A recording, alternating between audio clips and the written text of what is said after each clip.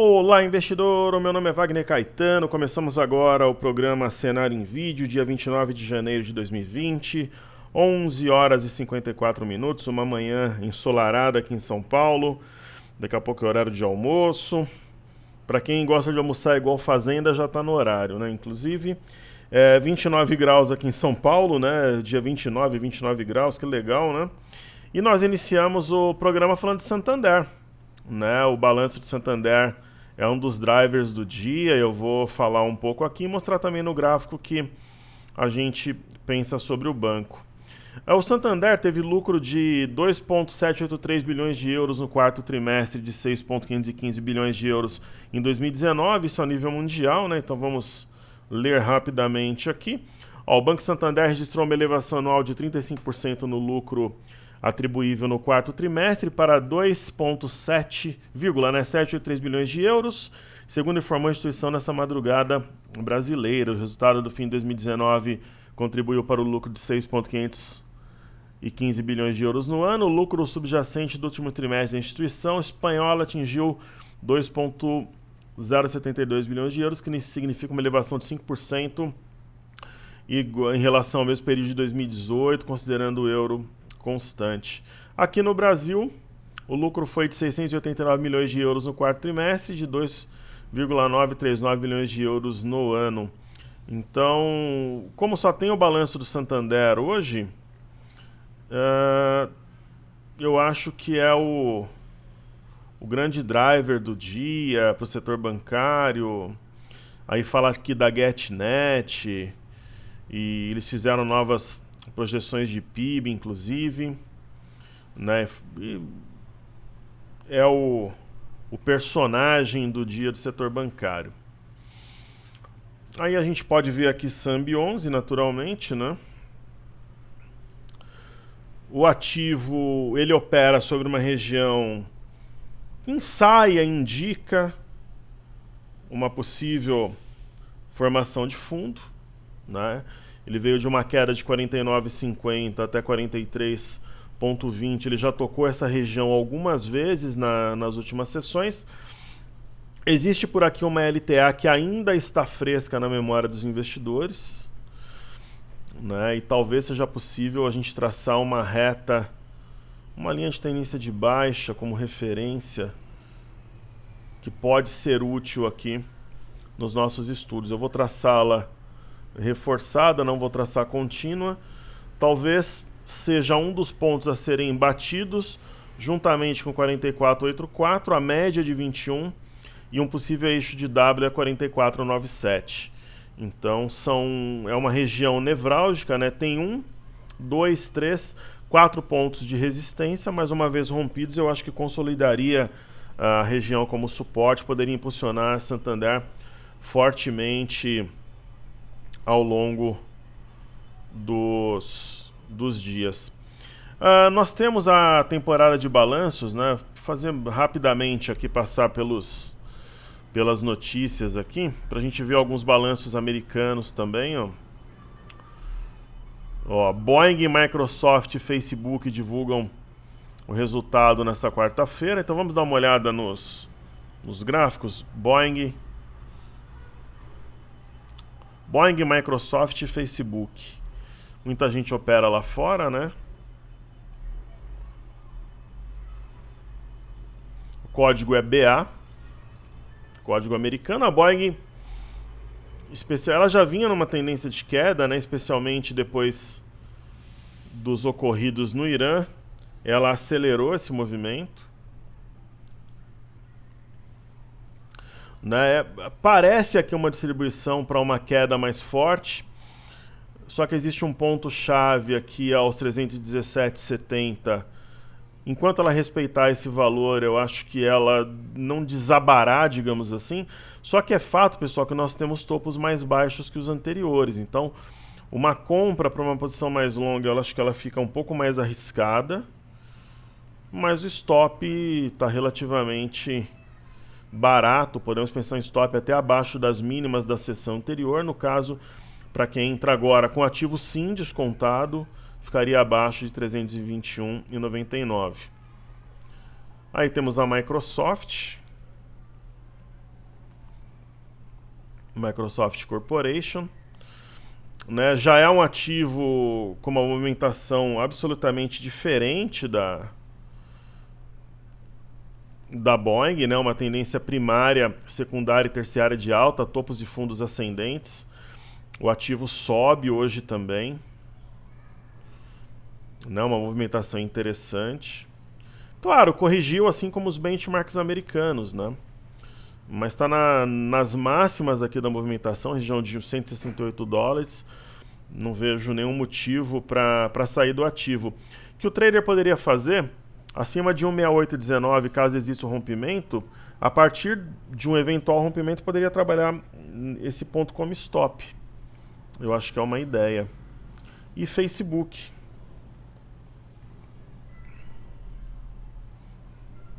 Também uma empresa com gráfico, inclusive, parecido. Tendência...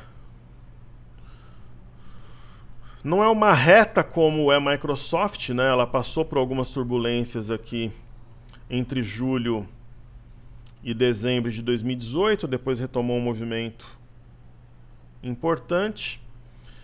Rompeu esse patamar, né? Ela voltou, ela recuperou toda essa perda, né? A máxima 218,62, e é um ponto de stop, inclusive, né? Que o investidor pode manter. Lembrando que as técnicas servem para todas as bolsas, e o rompimento dessa região de 222,63, caso ele ocorra, poderíamos usar como stop, seria uma cabeça de pivô. E nós tivemos também... Deixa eu ver se tem mais algum balanço relevante. Acho que a gente poderia falar do balanço da Apple, que também foi divulgado, né, que já foi divulgado, melhor dizendo. A Apple é uma ação que eu tenho na minha carteira, inclusive, pessoal. Na minha carteira norte-americana está subindo 1,52. É absolutamente impressionante essa movimentação. Você vê no semanal poucos candles baixistas, né, desde junho. Estão há praticamente 6, 7 meses. Não há sinal de topo. Né, tá subindo... Essa semana, por exemplo, está subindo 1,31, mesmo diante das adversidades geradas pelo coronavírus em especial, diminui consumo. E eu vou trabalhar com esse ponto como referência, o 323. Eu não vou dizer que se romper eu posso até utilizar como stop, mas vai ser mais uma referência do que um stop, porque é difícil mudar de uma hora para outra uma tendência dessa magnitude. Então, são os destaques aí no que tange a balanços que eu gostaria de falar nesse estudo que a gente está fazendo. Ok? Então, falando sobre balanços, né? O próximo balanço é dia 3. Então, essa semana não tem mais balanço. Dia 3 a gente terá Porto Seguro e eu farei essa cobertura, trazendo com muito carinho, muita atenção. É um formato que o pessoal gostou, eu gosto de fazer, então assim será feito. Falaremos também sempre de algum balanço em destaque. Deixa eu ver se tem mais algum aqui. Ó, então são essas empresas que eu comentei. Deixa eu ver se tem mais algum na Europa, Estados Unidos, que seja relevante, né? Ó, a confiança da indústria subiu 1,5 em janeiro. Fundação Getúlio Vargas divulgou, vejo isso com bons olhos. Né? E sobre os balanços, ó, a AT&T divulgou lucro líquido de 2,7 bilhões. Né? Vamos dar uma olhada na AT&T, como é que reagiu lá nos Estados Unidos também.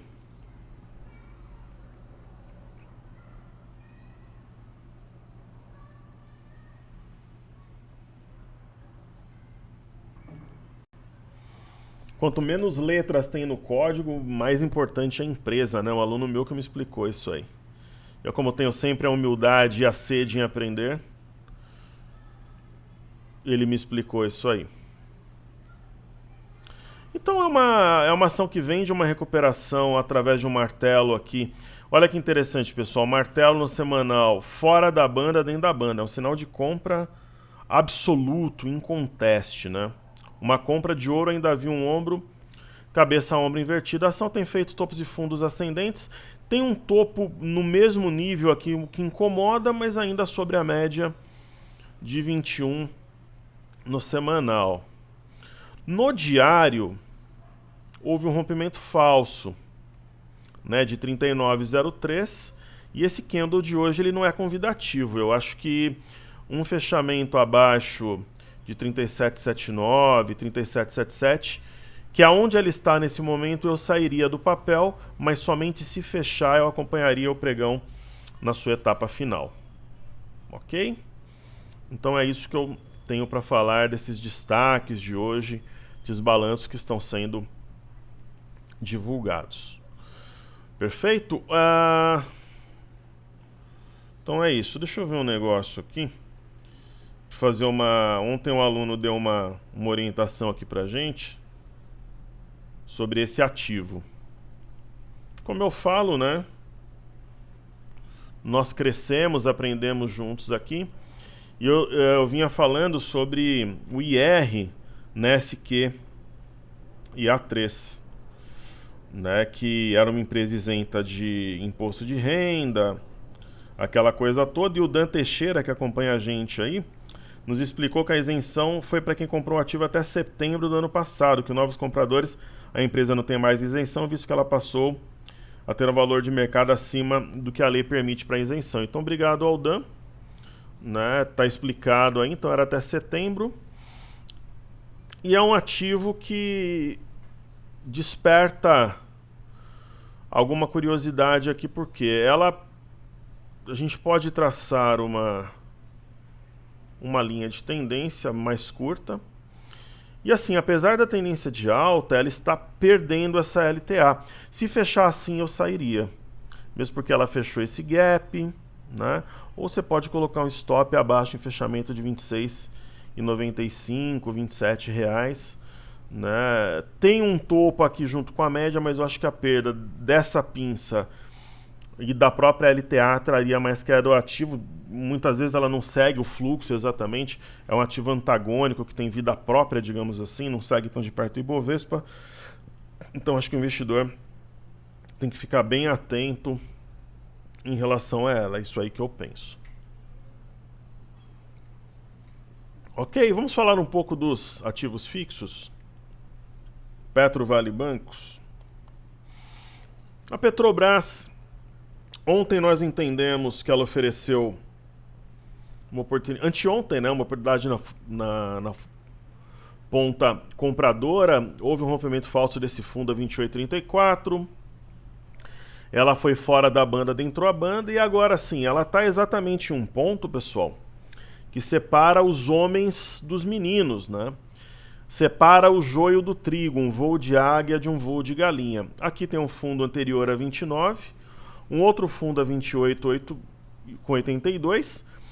Ela tem a média de 5, quer dizer, é uma região de clímax. Então ela vai ter dificuldade em passar na primeira batida, seja hoje ou seja nos próximos dias. Eu acho que ela passará, mas não vai ser fácil. E como se não bastasse, ela ainda tem uma linha de tendência de baixa. Quando ela achar que resolveu todos os problemas aqui, ela ainda vai estar 3 desafios: 29,33, média de 21 e LTB. É isso daí que eu vejo para o ativo. Ok? Aí nós temos Vale. Vale 3 aqui na tela. Existe, né, uma preocupação seríssima, né, ainda em relação ao coronavírus. Os ativos que são ligados à China, como siderúrgicas, Vale, empresas de celulose, elas devem sentir ainda. Então a Vale não tem sinal de compra mais claro, mas tem um sinal de compra ousado, que é uma leitura de que esse candle do dia 27 e esse outro do dia 28 formariam um arame cross, né? Onde está o stop? Abaixo de 50,48 em fechamento. Então, é uma compra ultra ousada. Talvez valha aquela teoria. Uma coisa é comprar Vale a 50, outra coisa é 57. Então, o ativo está descontado. Aí nós temos juros. Eu gosto de estudar o DI 1F25, né? O juros está de lado hoje, na parte inferior desse canal de baixa, abaixo do 6,260. Trabalhando na parte baixa do candle de ontem, que foi um pouco mais amplo, não tem nenhum sinal de mudança ou de virada. Aí eu tenho IFNC.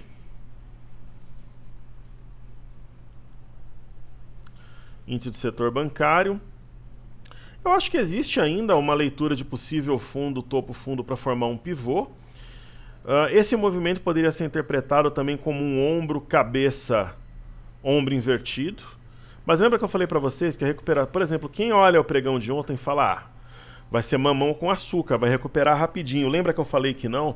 Seria um caminho difícil, né? Um caminho sinuoso. Então pode ter uma leitura de pivô, de ombro, cabeça, ombro invertido. Mas vai ser custoso, como diz o interior, na minha opinião, essa recuperação dos ativos. Não vai ser rápida como muita gente achou que seria. Nós temos em Banco do Brasil uma queda substancial, mas tem uma leitura que favorece ainda a compra. Esse candle, Marubozu do dia 23, ele ainda, na minha opinião, é válido, porque a metade dele está sendo preservado e o volume dele foi maior que os pregões de correção. Então acho que esse pivô vai ser acionado, mas não vai ser fácil também. Vai ser algo custoso, como eu falei anteriormente. E aí nós temos BBDC4, né? BBDC4 trabalhando a 33 com 33, tentando consolidar fundo por aqui. Percebam que 3, 4, 5, nas últimas 7 sessões, ela fez mínima nessa região. Quer dizer, a briga está por aqui. Se ela consolidar fundo nesse ponto, bastaria um rompimento 33,87, na minha humilde opinião, para o ativo deslanchar, né? Mas primeiro precisa consolidar fundo por aqui. E aí nós temos YouTube, né? Então o que eu continuo achando? Que em geral, é claro que você não pode sair comprando qualquer coisa, mas em geral, nesse momento, depois dessa correção, o mercado oferece muitas oportunidades, né? A minha visão para esse momento. Então nós temos YouTube, por sua vez, nas últimas 7 sessões, tentando consolidar alguma coisa em torno de R$33 também, né? Se esse ponto for respeitado, ele vai ser considerado muito forte pelo mercado, porque pela premissa básica de análise gráfica, de análise técnica, quanto mais vezes um ponto é testado, mais forte ele se torna. Só que se ele for perdido também, aí a queda seria forte até 32,50 no mínimo. Mas se ele é respeitado, poderia impulsionar de maneira veemente, convicta, YouTube para cima. Aí nós temos Via Varejo, VVAR3, né, a minha famosa esposa na Bolsa de Valores. Ela corrigiu, se aproximou um pouco da média de 21, foi abaixo da média de 5, está acima, inclusive a mínima de hoje. Não vejo nenhuma mudança de rota. A gente pode marcar essa região de 15,43, que foi a máxima do movimento por enquanto. É um ativo de fluxo, ela sente quando o mercado corrige, da mesma forma que ela reage no momento de maior otimismo. Não é uma ação que trabalha de forma alheia, digamos assim, ou alguma coisa do gênero, né? Então, é isso que eu vejo aí para Via Varejo. Falando sobre as bolsas de fora, China fechado, mercado fechado, né? O índice DAX.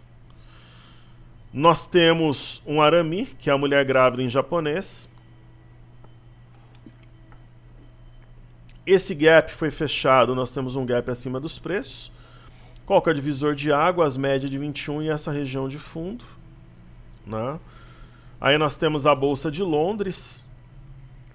A Bolsa de Londres ela tem um movimento bastante enigmático, porque enquanto abaixo de um possível eixo de topo duplo com rompimento falso, ela teria uma região decisiva 7525, ou seja, abaixo desse ponto ela poderia buscar a simetria em 730, ela tem um candle que é uma mistura de arame com pinça de fundo. Então se ela conseguir romper esse eixo, ela anula a figura e poderia dar continuidade ao movimento de alta. Assim eu vejo. Aí temos o EWZ, ETF brasileira negociada em Nova York, hoje cai 0,94. O EWZ é como se fosse o BOVA 11 lá fora, né? Eu acho que no caso do EWZ, vamos ver se dá para traçar um canal.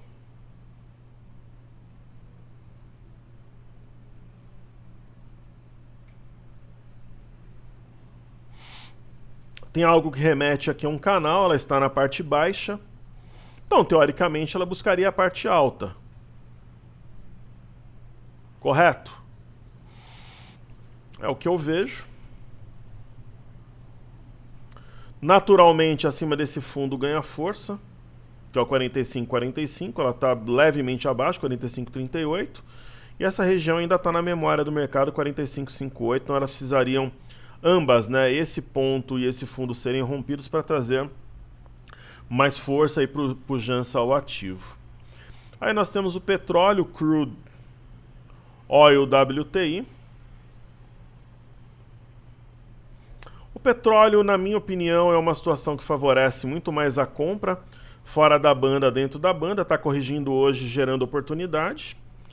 É a minha visão. Eu logo vou voltar a operar petróleo. Eu operei durante um período no passado e gostei. É um mercado bem dinâmico, é um dos maiores mercados mundiais. Aqui nós temos o Brent, que é um negociado em Londres, na ICE, né? Eu tenho uns 40, 50 alunos que operam petróleo. Eu acho que uns 35 ou mais operam em Londres, não sei porquê. Alguns moram lá, alguns moram em Hong Kong, porque o HSBC, muita gente acha que é um banco londrino, britânico, mas ele é um banco oriundo de Hong Kong, apesar de ter muita força em Londres.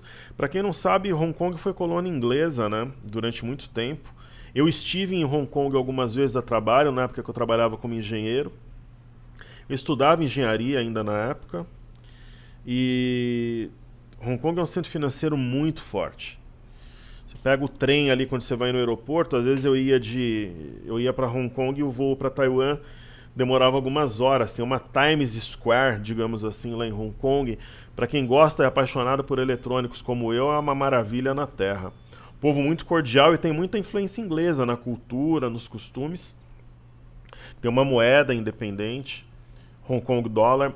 Então, eu acho que é Hong Kong dólar ainda, pelo menos era na época que eu ia. Então tem 58,63, é um ponto importante. Quando você tem distância da média em relação à média de 21, uma região de suporte, uma pinça fora da banda e dentro da banda, você tem alguns motivos para comprar o petróleo. Ok?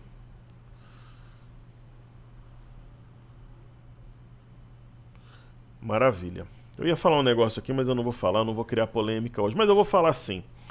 Eu tenho alunos que eu treinei que são pessoas, eu não vou nem falar em grana aqui, mas são pessoas de alta patente, qualidade moral, intelectual, familiar, excepcional, são diretores de bancos na Suíça, na Alemanha, em Londres, nos Estados Unidos, e trabalham em grandes casas aqui no Brasil, são milionários, pessoas bem-sucedidas em todas as áreas que me chamam de mestre, me chamam de professor.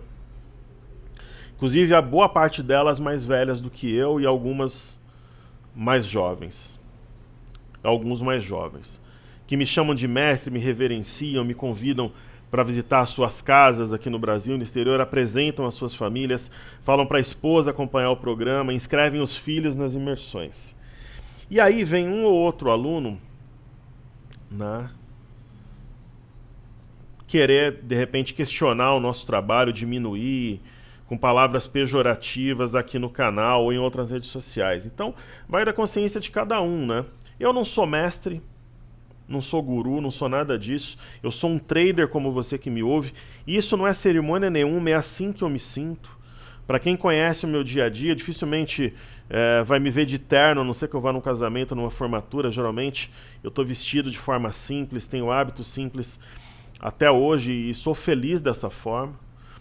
Né? E aí, tipo, quem é fulano ou cicrano, né, para vir me atacar no canal? Né? Então, reflita. Né? Inclusive os Três Patetas e os seus alunos e tal, que me pediram trégua ano passado, que não aguentavam mais as pancadas que eu dava. Na verdade, um mandou o recado e o outro falou comigo, inclusive.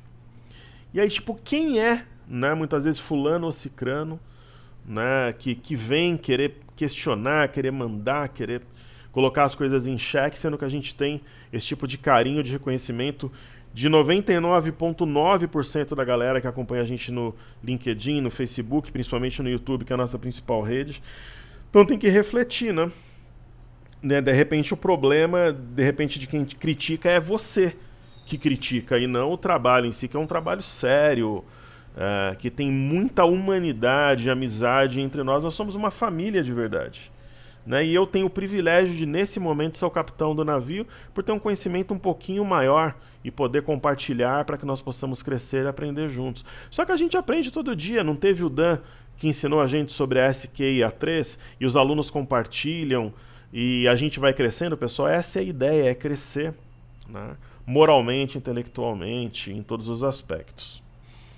Ok? Então esse é o petróleo. Vamos falar do VIX, que é o índice de volatilidade, índice do medo da S&P. O VIX está pendurado como se fosse um... Sabe quando o lutador do UFC ganha e vai ali na arena, fica naquela parte de cima? Parece, não? A gente não sabe se ele vai mergulhar aqui ou vai subir para fazer um pivô. A grande questão é que, se nós observarmos o Dow Jones, por exemplo, um gráfico semanal, né? E eu queria mandar um grande abraço ao Stormer também do canal LS, meu grande amigo Thiago Bizzi está dando curso em São Paulo. E ontem o Stormer fez o canal maravilhoso. Eu sei que tem gente lá do grupo LS que assiste. Queria dar publicamente os meus parabéns aqui a ele. Eu assisti. Palmas, foi excepcional. Eu assisti e fui aluno do Stormer em 2005. E do Leandro também, do Leandro Ruschel. Fui aluno deles em 2005 ali no Hotel Intercity em Moema, que é um bairro que eu adoro aqui em São Paulo. Falando sobre o Dow Jones, nós temos um sinal de topo no semanal? Sim. Qual que é esse sinal? É um arame. Só que o sinal, ele vai brigar com a tendência. Aí você diz, professor, mas a mínima da semana passada o mercado está abaixo, que é 28,843. Correto. Só que a semana ainda não fechou. E na semana a gente tem uma queda tênue de 0,69. Então a gente precisa esperar o fechamento do semanal para tirar uma conclusão mais técnica e racional. Esse gap foi fechado. Quais são os pontos que a compra tem que vencer? A mínima do dia 24 a 28,843, a máxima de hoje é a média de 21. Aí falando do S&P, né, as 500 maiores empresas americanas, quais são os pontos? Está acima da LTA e da média, bastaria vencer, talvez fechar acima do 3281, já seria suficiente para a compra retomar, na minha humilde visão. E nós temos o índice Nasdaq, que tem sido o mais técnico e previsível dos 3 benchmarks principais americanos. Respeitou a LTA, está acima da média de 21. Qual é esse fundo aqui, esse pontinho? 9273. Por 3 pontos poderia romper, se fechar acima. Deveremos nos próximos dias ter o teste da máxima histórica. Perfeito? E aí faltou... É isso, a gente falou dos benchmarks americanos, coisa e tal. E aí faltou Ibov, Ibova 11, mini índice, mini dólar, né? Pra gente finalizar. O Ibov, né?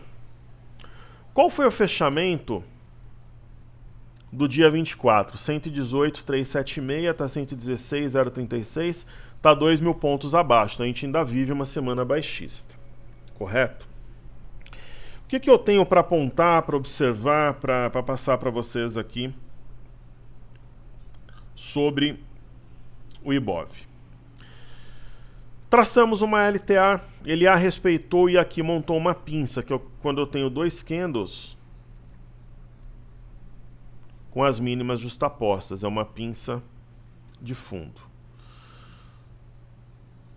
Então é um ponto número 1. Ponto número 2, linha de tendência de alta traçada em azul. Ponto número 3, rompimento falso de 114,950. Ponto número 4, rompimento de 115,960. Existe um pullback nesse momento. Lembrem que a região de 117 é o ponto que separa os homens dos meninos, o joio do trigo. Enquanto abaixo, voo de galinha, se for acima, voo de águia. O mesmo raciocínio serve para o nosso amiguinho BOVA11.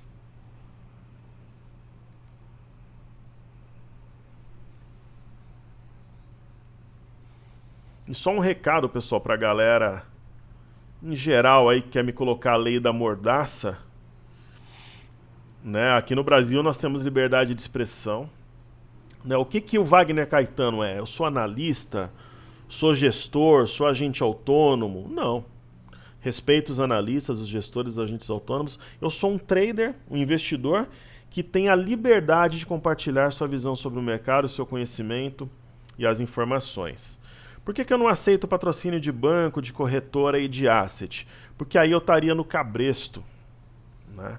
Um dia eu posso aceitar. Se for alguma coisa que mude a minha vida, da minha equipe e dos meus alunos, pode ser, de repente, né? Mas por enquanto, como eu prezo mais pela liberdade, eu não aceito. Então, assim, se eu não aceito um caminhão de dinheiro para poder ser livre, né, não vão ser os alunos ou de repente um parceiro, alguém que faz parte do mercado que vai me colocar a lei da mordaça e vai me submeter. Né? Então é simples, né? Se for para eu de repente abaixar a cabeça e falar sim senhor ou sim senhora, eu receberia um caminhão de dinheiro, seria patrocinado, teria parceria com corretora para abertura de contas e coisa e tal. Coisa que pode ocorrer no futuro, mas se eu opto por isso nesse momento, né, então dificilmente eu seria, até pela minha personalidade, né, aqui submetido e me comportar como um cordeiro. Né, então fica aí o recado. BOVA11, o professor não tocou LTA, não tocou, mas teve um rompimento falso de 110,70, está acima de 111,63. Qual que é o ponto-chave que separa o território comprador do vendedor, o joio do trigo? 112,60, que é onde, né, perto das médias aqui. Então essa é a região. Em relação ao mini índice, né? O mini índice já tem os seus fundos alinhados, fundo de outubro, depois o fundo do finalzinho de novembro, fundo do final mesmo de novembro e esse atual.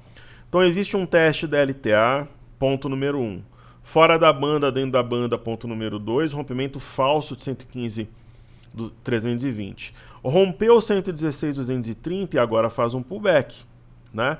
Qual que é o ponto que separa os homens dos meninos? 117 mil pontos, foi testado ontem na primeira batida, não rompeu. 117,050, voltou. Hoje 117,395 voltou também. Então percebam a força dessa região. A gente tem o desafio corrente, te vejo nos 120 mil pontos? Tem, mas para quando que é? Para o final da semana que vem. Então, essa movimentação, ela já era esperada. Esse ponto aqui é 109,810, eu vou deixar marcado.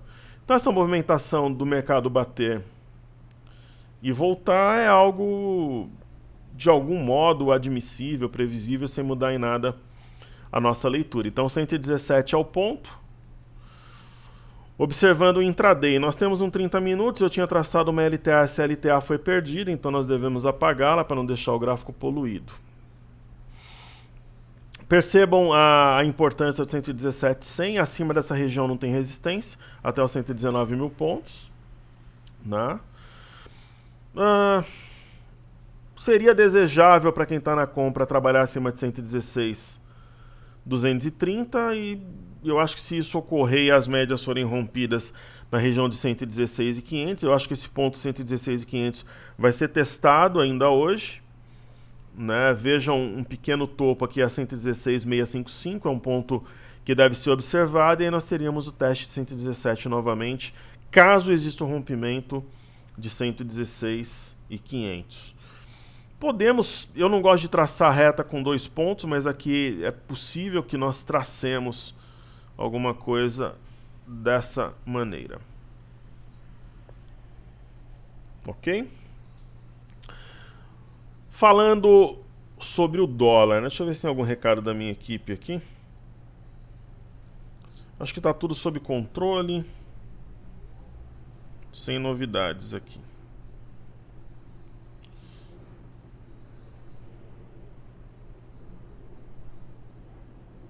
Legal. O dólar, né? O dólar... Primeiro, né? Vamos fazer uma comparação. Dia 24 fechou a quanto? 4.183.500. Então ele está acima. Pouco mais de 20 pontos, 22, 23 pontos acima. Quer dizer, está subindo 0,5% na semana. Aqui é o dia 24, correto? Se eu pegar o dia 17, a outra sexta-feira, 4.166. Então de 4.166 para 4.183, eu tenho 16,5 pontos de oscilação, correto? 17,5 pontos. São quase 20 pontos, a mesma coisa dessa semana. Legal. Aí se eu pegar o dia 17 e eu comparar, por exemplo, com o dia 10, aí subiu bem. 401 para 4.166, subiu 1%. Então, sorrateiramente, o dólar tem subido. Então, a tendência dele no curto prazo, até pelo que a gente pode visualizar na figura, é de alta. Né? Isso é natural. Agora, o dólar não conseguiu romper esse topo. 4.1.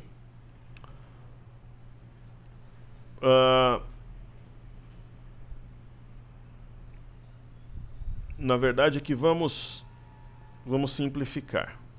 Pegar os pontos mais recentes.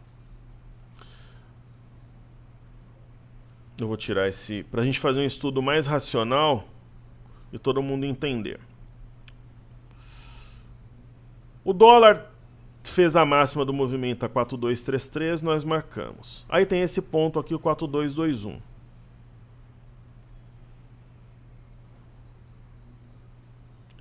Vamos marcá-lo também. Ok? 4.221. Então ele fica aí marcado. Então, naturalmente, o dólar tentou romper o 4.221 e ele não conseguiu. Então fica com cara aqui de um rompimento falso e de uma configuração de topo duplo. Algo mais ou menos assim.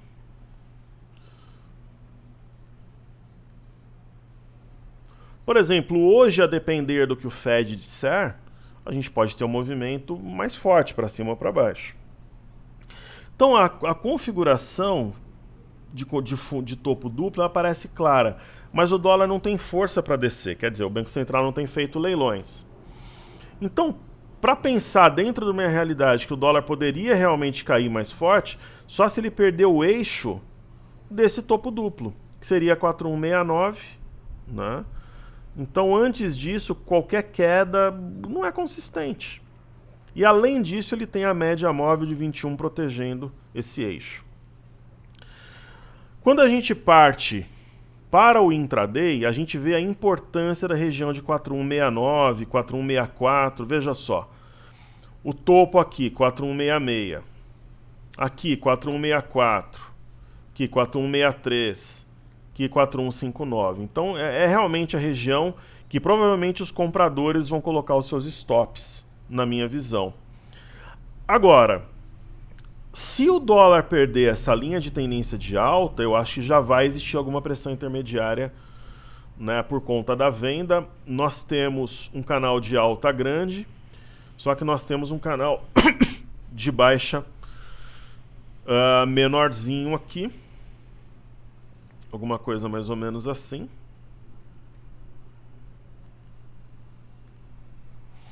Que poderia orientar o dólar para baixo, inclusive levar à perda dessa linha de tendência de alta, que forma com essa linha superior um canal de alta, no caso.